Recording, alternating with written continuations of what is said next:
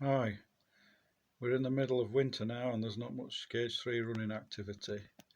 Just thought I'd do a short little video showing some of my freight stock. More so for myself because I'm not quite sure what I've got half the time, because many get-togethers you turn up with a loco and don't use your own stock, so just thought I'd have a run through and show you what I do have. This particular open wagon is one of the very early Gauge 3 products when Brand Bright used to do Gauge 3. This northeastern wagon was also accompanied by a Great Western towed brake van they used to do. It's a wooden body, white metal strapping I believe, and the underframe material is also white metal.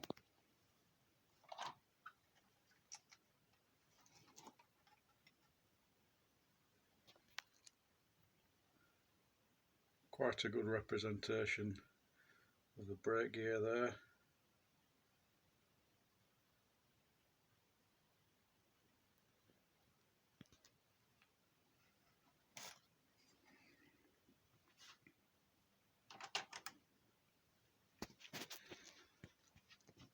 The two wooden vans are ones I picked up from another Gauge 3 member.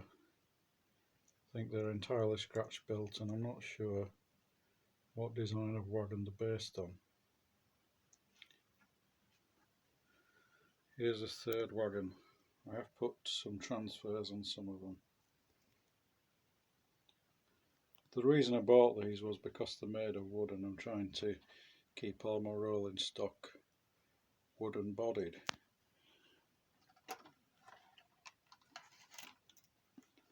The other reason I was interested in these wagons is they utilise the flexi chassis kit for the brake gear from Mike Williams, which is a resin one-piece casting for the brake hangers and brake blocks. I tend to use that on a lot of wagons. It's quite simple but it's fairly robust, and for that reason I like it. So all three of these vans have this brake gear, which I really like.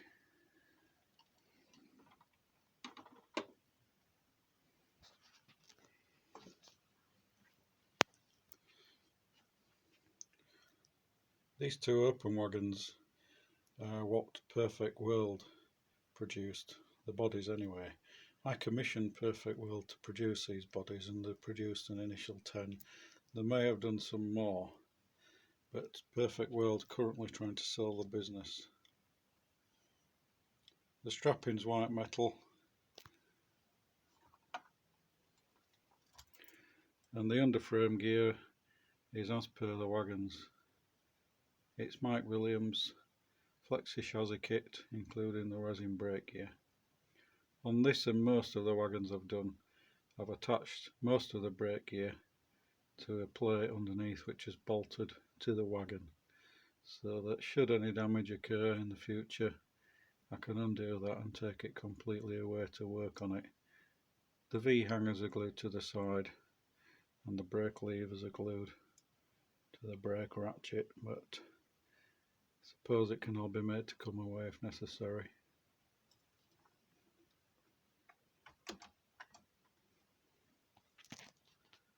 The brake van was made for me by another Gauge 3 member. That's a wooden bodied BR 20-ton brake van with an all brass chassis.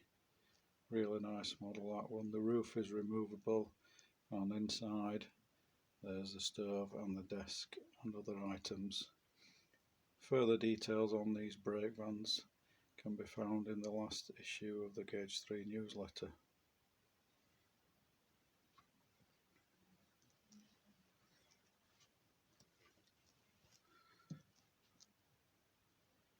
This open wagon I believe is actually a northeastern wagon and it's from the Peter Corzelius kits. The bodywork is made up of two laminated layers of ply and the strapping is from very thin plasticard strapping. All the rivet heads and pins are being individually fitted.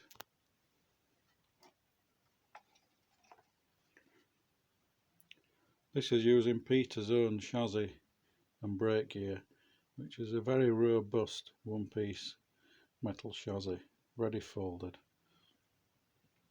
The brake gear comes in individual sections and can be pinned together. The W irons are from Peter, and the axle boxes and the couplings are. It doesn't supply the wheels and buffers. I think those buffers are from Slater's and the wheels are from Slater's. And Peter can make the axle boxes to suit your desired wheels upon request. It's a really nice, well detailed wagon. The next wagon is the Midland Railway LMS wagon, which came from a Slater's kit. This is a really nice kit. It does have a lot of detail. I did stray from the kit and put escutcheon pins in for rivet heads, as the original bolt heads that came with the kit I found were a little bit too narrow and pushed right through. I do believe Slater's may have amended that product now, but this is the Slater's wagon. Also, both these wagons, the Slater's and Peter Corzelius, both been reviewed in the Gauge 3 newsletter.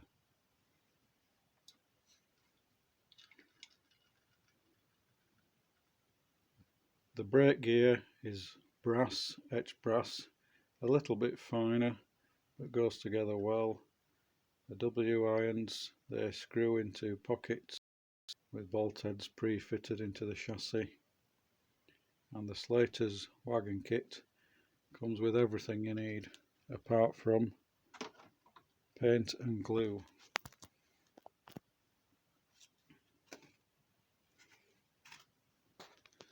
This next wagon is a North British Railway wagon, which is a Mike Williams stroke Tony Riley body. I didn't make it quite prototypical because, again, I chose to use Mike's flexi chassis brake gear, which I found easier than putting together small etched brass brake gear, and I do like things to be quite uniform, and I also like them to be robust for the rough and tumble of outdoor garden railway use. But that's a nice wagon. That's available from Mike Williams Models. There's the van as previously mentioned. The far wagon here is another Perfect World wagon. Now these two wagons are two which I've scratch built. This taller one is one I took the dimensions from the Perfect World wagon, but I got some sheets of 4mm ply and cut and scribed the body sides out myself. I think I also cut the strapping from plastic card and made the strapping up myself. The underframe again is Mike Williams flexi chassis kit with a separate plate to stick the brake gear onto. So although it's not as nicely finished as the Perfect World kit, it does demonstrate what you can do with scratch building, and the flexi wagon chassis kit is probably one of the cheapest methods of getting into Gauge 3. Mike also does bodies for flexi wagons, so I recommend them for anybody starting out.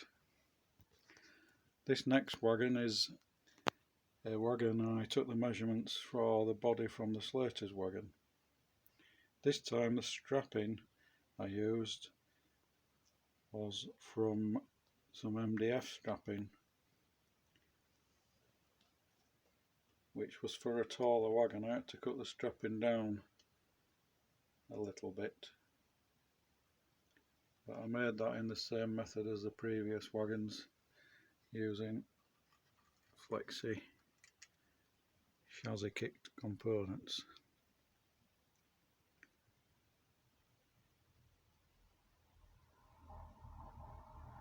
The buffer beam and the sole bars are from 4mm ply.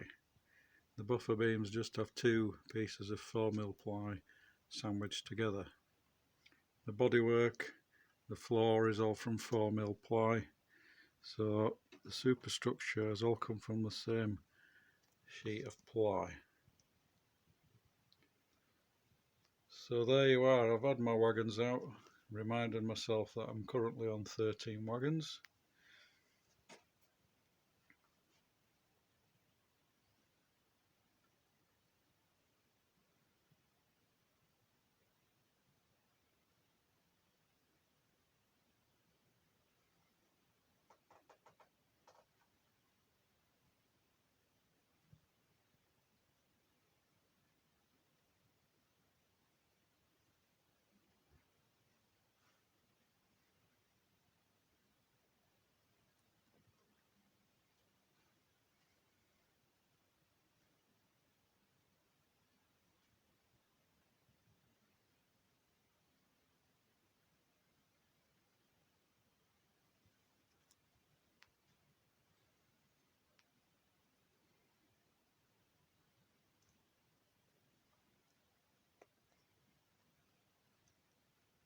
Thank you for watching. I hope this has killed 10 minutes of your time on a rainy day while you're having a cup of tea. And if you've not been familiar with Gauge 3, please have a look at the Gauge 3 Society website. Thank you.